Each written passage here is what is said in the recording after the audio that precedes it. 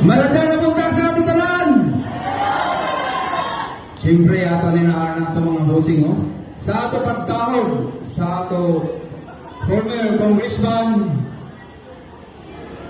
Robert Ace Barbers, o ba nang iyang kapikas sa kinabuhi, na mga ato congresswoman kuman, Bernadette Barbers, sa ato governor, Robert Lyndon Barbers, sa ato sa vice governor, Jade Gokanki, sa ato sa Pulino di Kalidad, Batang Surigao noon, Mayor Paul Dunglao.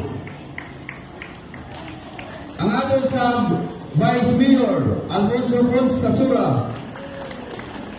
Sa ato sa City Councilor, di pangunahan ng Idol Surigao, Kagawan Arnold Deo. Sa tanan ahinsya nga niya sa kagato ni Mark Bernal. Sir, good morning dia.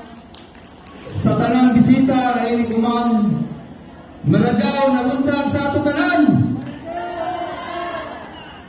Luja pa. Ang uban may kaon. Maladyaw na buntag sa ato tanan. Gabi ka kawan? Oh, sige. Mura natin ako.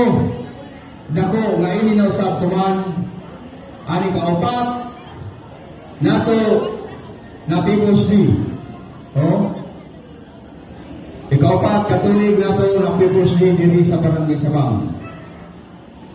Uban nato ang nagkalaylayan siya sa syudad nga ini kuman naghatag og libre na serbisyo kanatong tanan. Ako uban ang Barangay Council padayon kabili nga nagasuporta sa mga programa ni Mayor Paul Dunglao.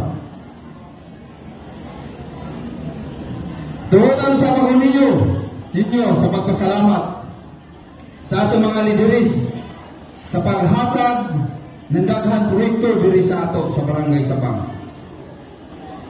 Salamat former Congressman Ace Barbers sa mga road concreting.